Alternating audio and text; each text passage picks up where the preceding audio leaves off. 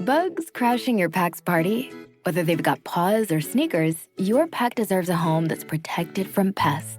That's where Wondercide comes in. Plant-powered protection made with steam-distilled natural essential oils that actually work. It kills and repels fleas, ticks, mosquitoes, and ants without questionable ingredients or overpowering smells. Safe to use around kids and pets when used as directed. Lab-proven to work fast. And proudly made in the USA. We offer sprays for pets, people, homes, and yards. Plus, spot-on treatments, collars, and even shampoos. Whatever your pack needs, we've got it covered.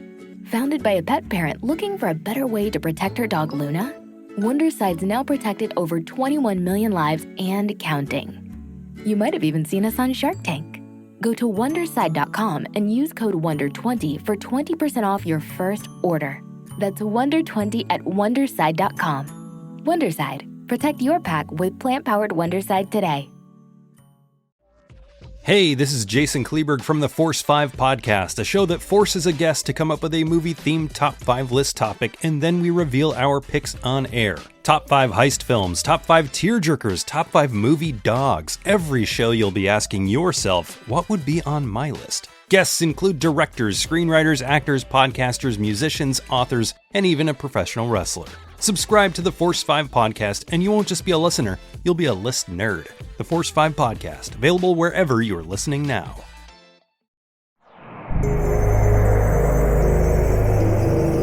We're in Way Media.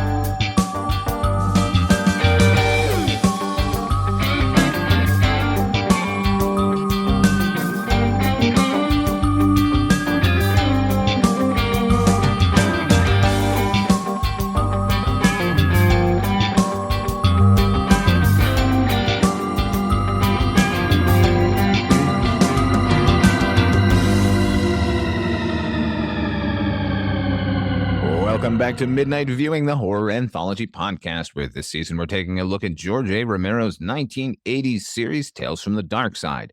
Sharing the Midnight View with me are the Culture Cast Chris Stashu. Hey, Grace. And the Projection Booth's Mike White. Goodbye, audience. Goodbye. Goodbye, audience. Season 3's opening on a bang. Tonight, we are taking a look at 2 episodes from Season 3, the very first 2 episodes from Season 3. Those are The Circus and I Can't Help Saying Goodbye. Now, before we get going, in the last episode, I misspoke about William Titler leaving the series Season 3 and going to Amazing Stories. William Titler joined the series here. Oh, I meant Mitchell Galen. He was one of the original story editors for Seasons 1 and 2, and now he's over there at Amazing Stories. How many of those stories were amazing? I seem to remember a fair bit being amazing, but then again, it could be Twilight Zone 85 syndrome, and there's 3, and the rest are dog shit. Pretty sure it's only 3. Now, this season, this is definitely in the wake of Romero and Rubenstein kind of splitting. So they're both still involved in the series, but let's say Rubenstein just a little bit more than Romero, even though Romero provides a script here right up front. And I was just talking off air with Mike about this, and I mentioned it on another podcast, Pet Sematary. When Stephen King sold Pet Sematary, he sold it to George Romero so George Romero could make it. And then Laurel Entertainment, the company that Rubenstein and Romero shared, went off and made it without Romero. That didn't help their relationship at all.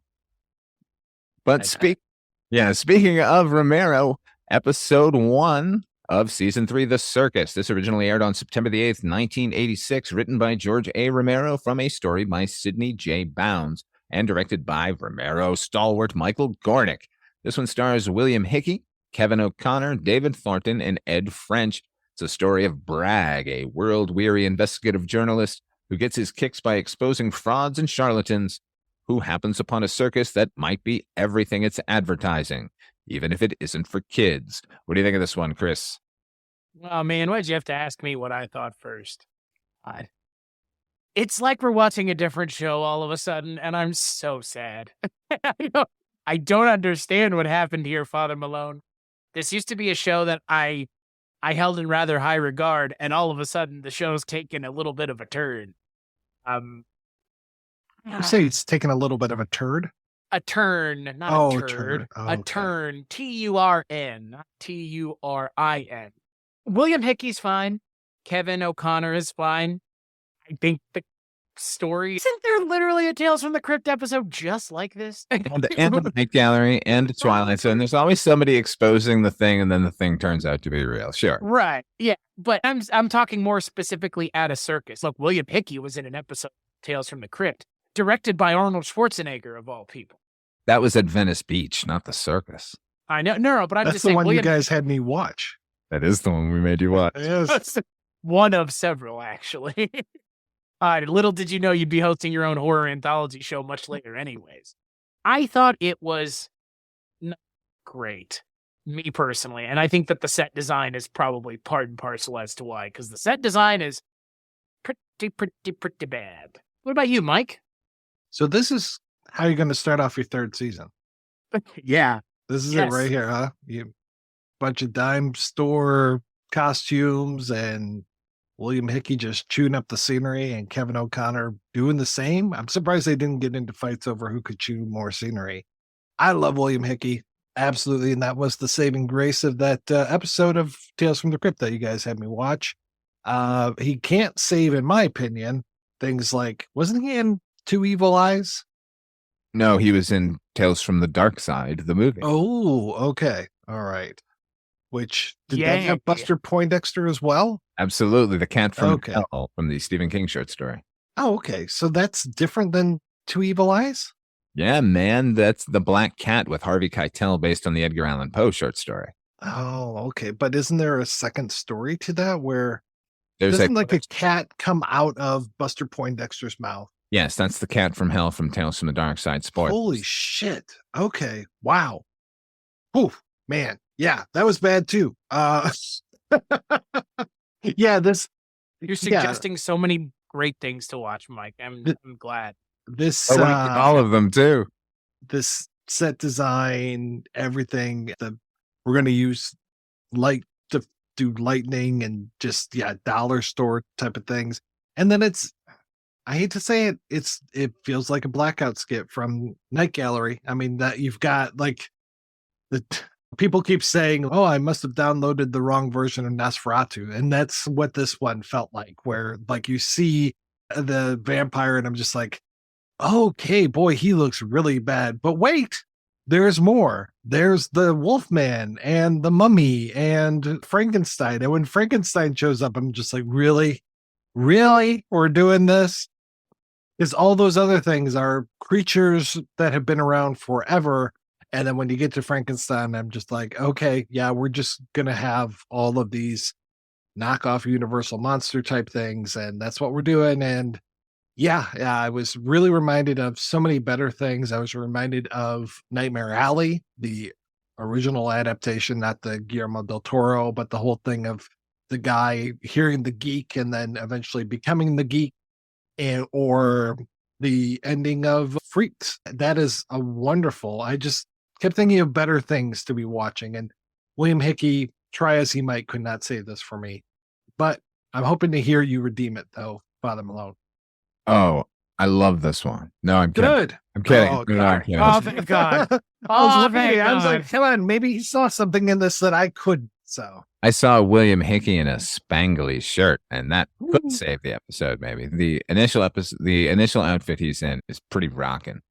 I don't know that it's the set design necessarily. I think the problem with the episode overall is, it's twofold. Michael Gornick is one of the best cinematographers out there and one of the worst directors out there. How this is lit by a cinematographer who lit an entire mall is beyond me. Everything is overlit. It's particularly when we get to the vampire, which I like the design of the vampire. And that's Ed French, who is the makeup designer on the show, performing as the vampire, who's doing a really bizarre performance. It's like, it's genuinely frightening. And you wouldn't want to be near that thing. But it's so overlit that you just see that it's all makeup. It's a drag. It's Rob Bottin running around on the thing set saying, no, when you light it and we get some gelatin on it, it's going to look great. Yes, light it. Put some gelatin on it. Do something, man. I noticed, now this is the second Romero penned episode. I love George Romero. I love his screenplays. I don't like his short fiction because he falls immediately into the Rod Serling purple prose trap. I don't know what subtext is. I'm just going to give you the text. This reporter who's like, I've had it with you charlatans and I get my kicks by exposing you. It's the only thing blah, blah. Okay, we get it. We don't need much. We don't need anything, honestly. He could have just come to a performance and then snuck in after hours and then dun, dun, dun.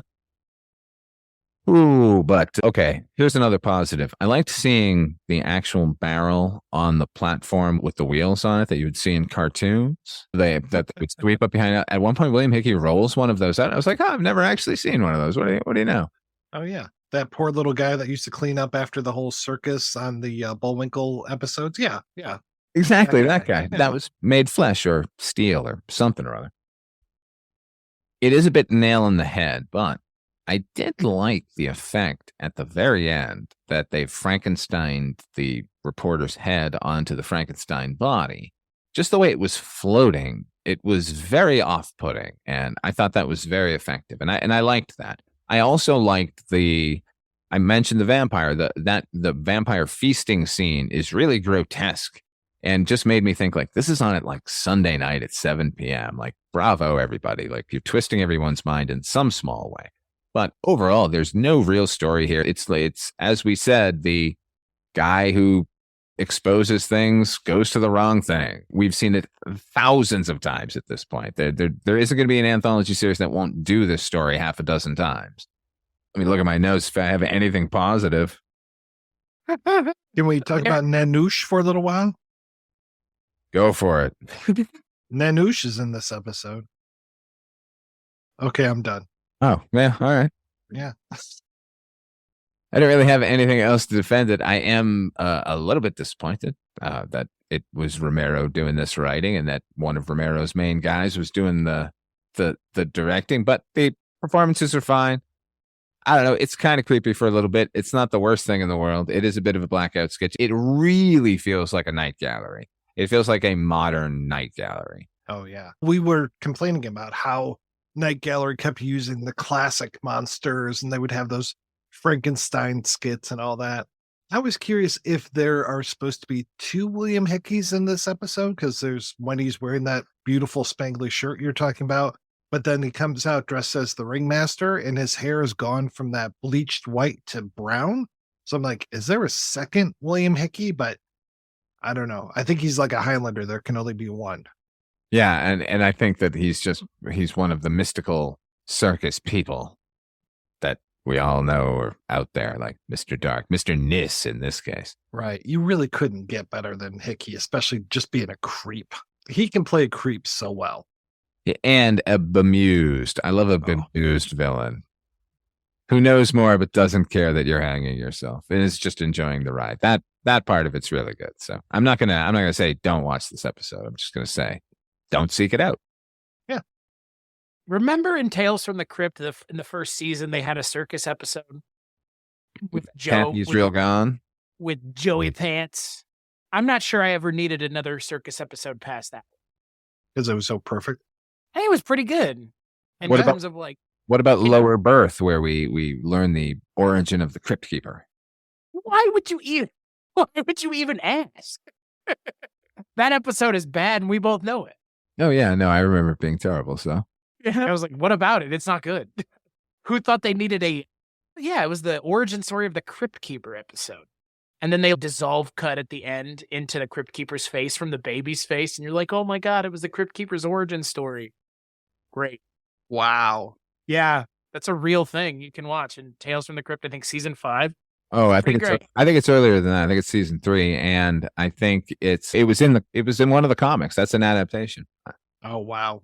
Yeah. Yeah, no. It's the Frankenstein's monster for me, I think, is the step too far here because everything else is just like monsters. Then it's like, this is a literary monster, guys. Come on. Like, You didn't Okay, love I'm his glad it wasn't me. You didn't love his fake arm just flinging around wildly, as pretending that it's not going to be ripped off. That was great. the singular saving grace is that this was 20 minutes long. That's it. That's the singular saving grace here. Because the William Hickey of it all can't do enough, unfortunately. Well, then we're moving on. This is season 2, episode 2. No, this is season 3, episode 2. I Can't Help Saying Goodbye.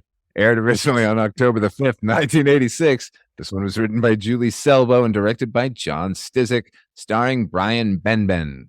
This one is... Thank you. I knew you were going to laugh when you said Oh, no, yeah. You can't not laugh at Brian Benben's name. Brian Benben, of course, from Radioland Murders and the wonderful HBO early television series. What was it called? Move On or something? Dream On. Dream On. Oh, my God. Yes. Developed by John Landis, the first schizophrenic television series. This one is about a little girl who knows the fate of those around her before it happens. But is she just psychic or is it something more sinister? Tell me, Mike. It's not something more sinister.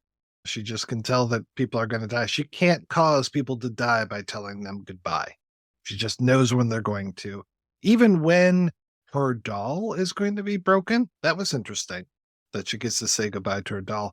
They really took a simple premise and stretched it the hell out. And boy, oh boy, I'm feeling those commercial breaks when it comes to this. And I almost wish I was watching this on terrestrial television so I could see what those commercials were at the time, because I think I'd be more interested in those than in this. This is perfectly serviceable. I found the acting to be pretty darn good. The Brian Benben does go over the top pretty quickly in it. As soon as he started sniffling and coughing and stuff, I was like, oh, well, he's going to die. And yeah, you can see all those twists and turns coming after the first goodbye that she gives to her grandmother. And you're just like, what the fuck is going on? Once you figure that out, it's like, oh, all right. And they try to throw a little bit of mystery as far as, can she control people? Can she not? Of course, I got a little bit of a feeling that she was going to wish somebody into the cornfield if they were mean to her. But they quickly dissolve that, and they don't even make that a thing after that. And she confesses to her doll. Luckily, we're there to know that she can't do that. And then she confesses to her sister right afterwards. So I'm like, all right, they kind of take the mystery out of it. But overall, I found it to be enjoyable. I just wish it was about half as long. How about you, Chris? What'd you think? I am so... I'm so disappointed that the ending of this episode is not as earned as it wishes it was, because the ending of this episode is fucking dark. And I laughed at the end of the episode more than anything else because, oh my God, she's going to kill her own sister, I guess, right? Yeah, right. Her own sister's going to murder her younger sister. Oh, holy shit, she's going to drown her to death is the implication. I liked the ending. I think everything that came before the ending was pretty bad. It was, I don't know what they were getting at. When Ben has the inhaler, I was like, oh, there's no way he lasts until more than 5 minutes from the end. And then I wish that at the end of the episode, they hadn't had the ominous music playing the moment she handed her the dress. I was like, or the swimsuit. Give it a moment. Give the audience a moment to come to their own conclusion before you show the sister filling was she filling an inner tube with concrete? With sand. I didn't get that. I was like, how is that going to make it sink? I thought she was like going to fill up 2 little pails with like concrete and like stick her feet in them and throw her into the water. I don't know. It makes more sense than what we saw. She was weighting it down so it looked like it was filled with air, but it was actually going to be filled with sand. And then when she was in the water, she's going to toss her that inner tube, which is going to effectively drag her to the bottom. But she could just let go. Yeah, of course. Good. Yeah. She's probably more buoyant than that inner tube would be then. Yeah. And they were just telegraphing stuff to us. As soon as the grandma turned on the stove and she's like, oh, that pilot light's out. And then they like keep going back to the stove. And I was like, yeah, I got it. I'm good. You don't have to keep telling me this. You're really telegraphing this stuff to me. I'm really okay. Yeah, I was not a fan of the on-the-noseness. The episode had zero subtlety. Subtlety of a fucking ball peen hammer to the forehead. The complaint I had about Romero's purple prose, that he had no subtext, only text, is just wildly off the charts here with Julie Selbo's script. The mom, the soon-to-be dead mom, is an exposition machine. My God, it's so wonderful, though, that this kid gets this power right before everyone in her life is about to die. How many people are they? Yeah, that's the thing. They could have played that a little bit more. It's like you said. They should have. They cut their own legs out from under themselves by having this girl confess it to the doll. Like, she should have been maybe making some threats to people who are, treating her poorly, and give us a chance to wonder whether or not she's a malevolent little fucker. Yeah, half the episode should have, well, maybe a third of the episode, between two commercial breaks, it should have been, can this little girl control this? And we better be fucking nice to her. That whole idea of being nice to the kid, being nice to Billy Mooney before he wishes you away, that's what I was looking for with this. I was like, okay, great. Now she's got this power. Known for. Yeah. That's what this show is known for fuck's sake. At least these kinds of shows. Yeah. And then Kevin O'Connor comes in and he's just like, oh, she's a fake. She's a phony. As Frankenstein. Right. Yeah. One of the fucking arms and everything. I have my new body. I will still tell you that you're fake. Dr. Gonzo, he is not.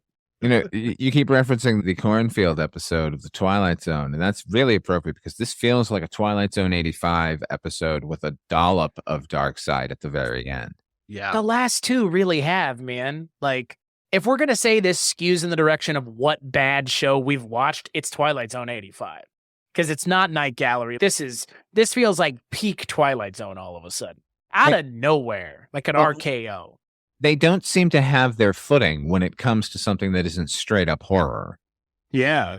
Anything that's fantasy or comedy related, they're just going to stumble. But this one at least veers directly into the horror at the end. I was writing the episode off entirely until she said, let's go swimming. Holy, what? Okay. Does it redeem the whole thing? Probably not. I didn't like the exposition machines that every character seemed to be in the first act. And then, like you said, the telegraphing was absolutely absurd. They might as well have just had Brian Benben like cough into a handkerchief and, oh, it's bloodstained. Uh-oh. A touch of the consumption. Yeah, I mean, they may as well have. The other thing that was shocking about this, like we mentioned in the last one, like I was shocked to watch the vampire eat the lamb at 7:00 on a Sunday night. In this, let kids watch this? This is a family show. Sorry. Yeah, like they were making fun of it. I think Romero was making fun of them doing that, the critics of that. But here we got a little girl who like falls downstairs and died. Like they just carry her body in and dump it on the couch. Like, can we talk about that for a second? A small child walks outside. They go, don't be careful. It's slippery. The child goes, crunch, crunch. You hear the neck break for fuck's sake, show. Like a small, less than 10-year-old child. And the episode's just like, and she's dead. Is that how this works? God, I guess so. I guess you could theoretically fall and snap your neck on icy steps. Oh, yeah. Of course episode. You can. I guess so, but good God, episode. Like, I didn't need to see it, and I didn't need to hear it. But it goes for it. And it's, again, it feels a little unearned because the episode just never gets back to that level of kind of shock. Well, it does. Right at the fucking end, it does. What are you talking about? Yeah, but that's it. And it's not enough. I disagree with you. I think those shocks are perfectly in line with the Darkside tradition. I just think what the rest of that's hung around it is not great. If they had hung a more Night Gallery and less Twilight Zone on this, we would have had a fucking corker of an episode. I do like that shot at the end with the water rising with her in the mirror. That's really good. Yeah, I didn't mention that. That was interesting and fun. Yeah.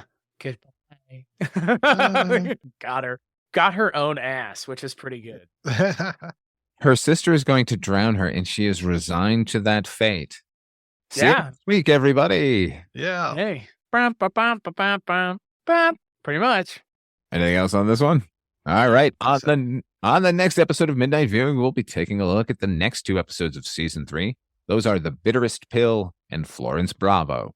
Midnight Viewing, the horror anthology podcast, is a proud member of Weirding Way Media Group, and our theme song was composed by HP with an assist by Donald Rubenstein. Until next time, what are you working on? Where can people find it, Mike White? Everything I do is available at weirdingwaymedia.com. How about you, Chris? Same. Everything I do is found over at weirdingwaymedia.com. But like, rate, and review anything you get wherever you get it, be it on Facebook, YouTube, Instagram, Twitter, X, or whatever the fuck it's called. Just interact with the content and content creators because it helps them out a lot more than it takes out of your daily schedule to do it. Yeah. As for me, patreon.com/culturecast is where you can find the only thing that's not available at weirdingwaymedia.com, which is Rankin' on Bond, which, Mike, you and I do with our friend Father Malone. Sometimes you've been on it once. You're going to be on it again, I think, here pretty soon. And Richard is there all the time, and we talk about James Bond once a month. Father Malone was on for Live and Let Die, and I think you're going to be on for GoldenEye, which is swiftly approaching at this point. It's GoldenEye? I thought I was getting a Timothy Dalton. Oh, and it's even closer than that. Like, we're knocking at the door. I thought it was License to Kill. Okay, then we're like 2 away at this point. Yeah, and that's where you can find that. So what about you, Father Malone? Well, as for me, head over to patreon.com/Father Malone. You're going to get episodes early and commercial free and bonus content you can only get there, like Cable Box Theater, the show I do with Noise Junkies host HP, where we talk about early cable television and their use of Broadway shows that were shot on videotape. My God. If money's tight, you can do us a solid by giving us a 5-star review. Just like Chris said, subscribe, like, share, tell someone. I don't know. Thank you all for listening here at Midnight Viewing. And until next time, try to enjoy the daylight.